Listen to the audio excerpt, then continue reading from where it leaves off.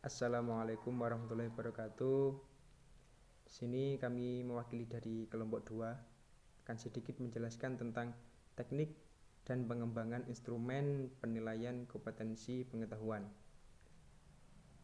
Penilaian kompetensi pengetahuan sendiri merupakan bagian dari penelitian pendidikan dalam lampiran peraturan Menteri Pendidikan dan Kebudayaan atau biasa disebut Permendikbud nomor 66 tahun 2013 tentang standar penilaian pendidikan. Dijelaskan bahwa penilaian pendidikan merupakan proses pengumpulan dan pengolahan informasi untuk mengukur pencapaian kompetensi peserta didik yang mencakup penilaian otentik, penilaian diri, penilaian berbasis portofolio, ulangan harian, UTS, UAS, dan lain-lainnya.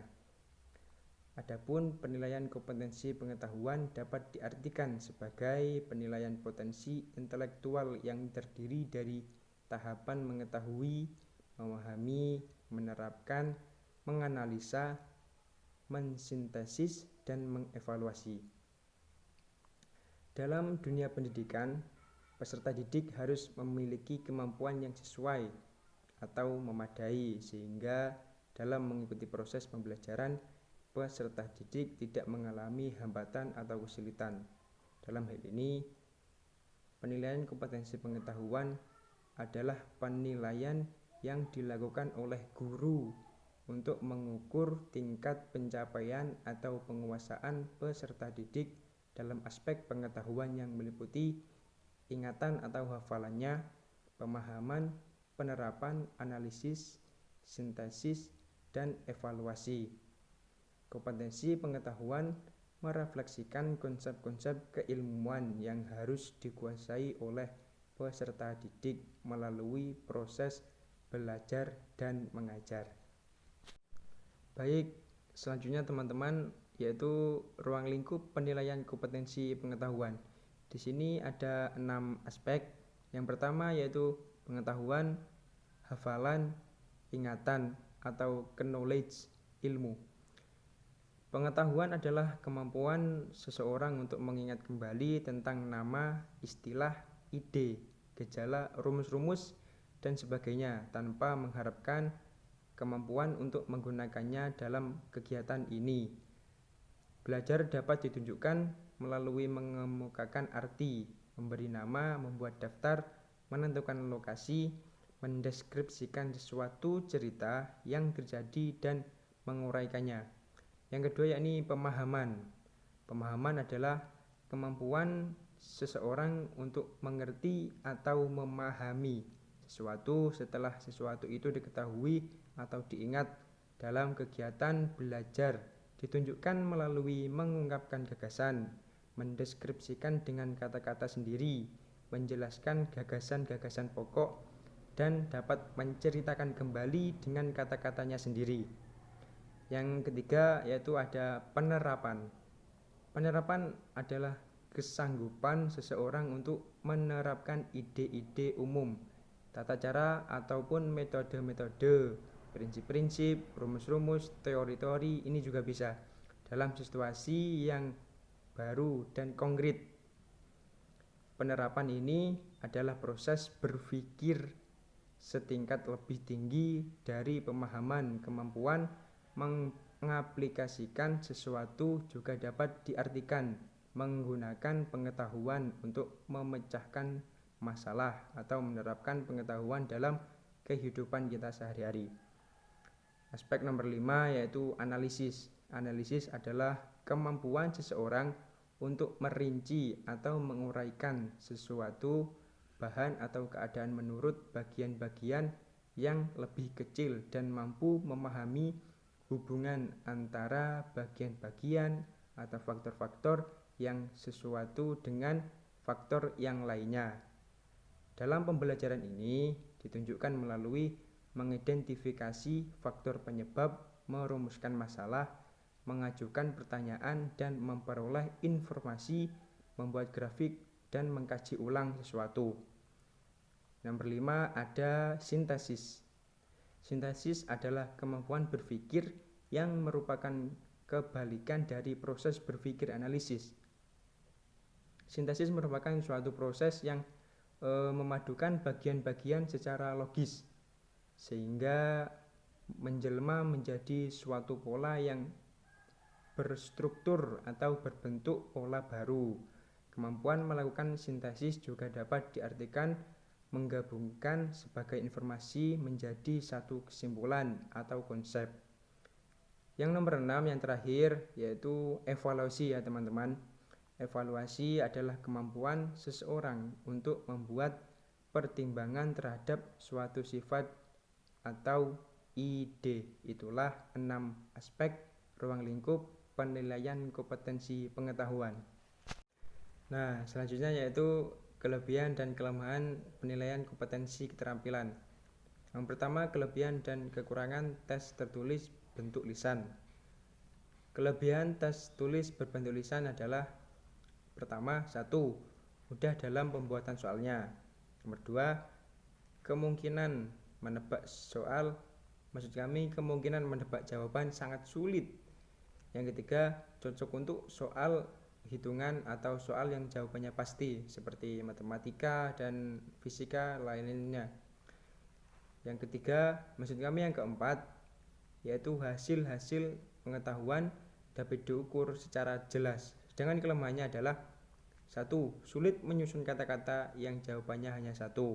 Yang kedua, tidak cocok untuk mengukur hasil-hasil belajar yang kompleks. Yang ketiga, penilaian majemukan yang memerlukan waktu banyak. Selanjutnya yaitu kelebihan dan kekurangan tes lisan. 1.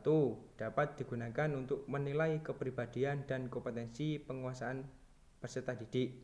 Yang ketiga, maksud kami yang kedua, dapat bertanya langsung jika pertanyaannya kurang jelas. Yang ketiga, guru dapat menilai jawaban yang tersirat dan tersurat dari apa yang telah disampaikan siswanya. Yang keempat, guru dapat mengetahui secara jelas kemampuan peserta didik. Yang kelima, dapat mengukur kecakapan peserta didik. Yang keenam, guru dapat menilai langsung peserta didik. Sedangkan kelemahannya adalah 1. Mempengaruhi objektivitas hasil. Yang kedua, keadaan emosional peserta didik sangat dipengaruhi oleh kehadiran pribadi guru yang dihadapinya. Yang ketiga, pertanyaan yang diajukan peserta didik seringkali sama jumlahnya maupun tingkat kesukarannya. Yang keempat, membutuhkan waktu yang lama dalam melaksanakannya.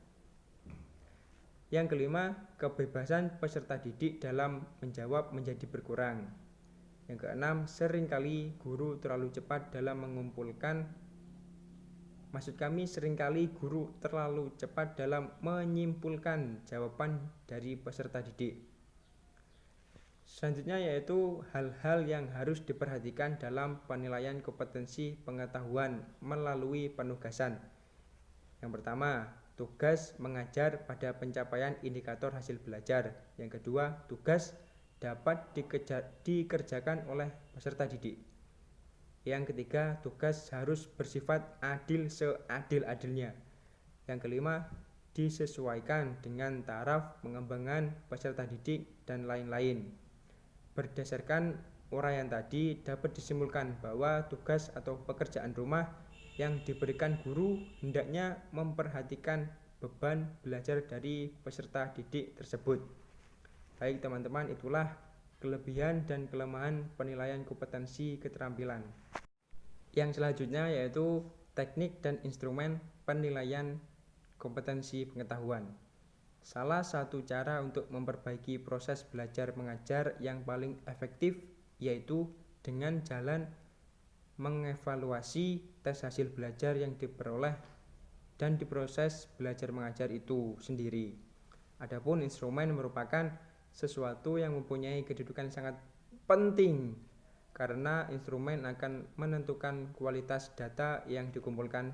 Dalam hal ini ada beberapa teknik dan alat penilaian yang dapat digunakan guru sebagai sarana untuk memperoleh informasi tentang keadaan belajar siswa. Yang pertama ada tes tertulis.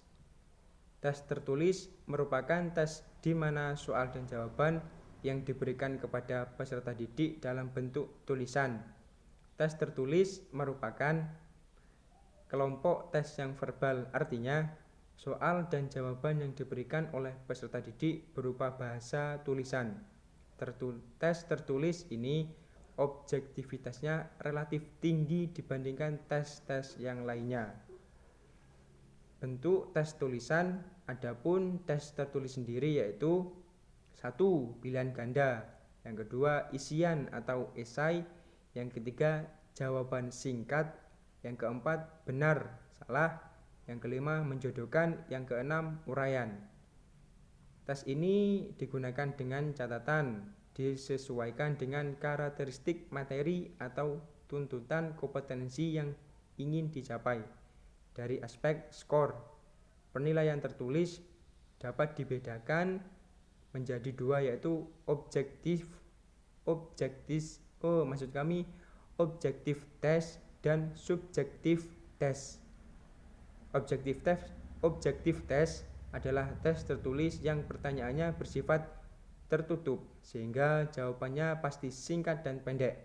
Ataupun subjektif tes adalah penilaian tertulis, penilaian tertulis yang pertanyaannya bersifat terbuka sehingga jawabannya berbentuk uraian yang cukup panjang. Dalam hal ini ada perbedaan antara objektif tes dan subjektif tes. Itulah tadi teman-teman teknik dan instrumen penilaian kompetensi pengetahuan. Nah teman-teman, itulah tadi sedikit yang kami jelaskan dari kami kelompok 2. Kami mohon maaf yang sedalam-dalamnya atas kesalahan dan tutur kata kami. Kami mohon maaf yang sedalam-dalamnya. Kami akhiri. Wassalamualaikum warahmatullahi wabarakatuh.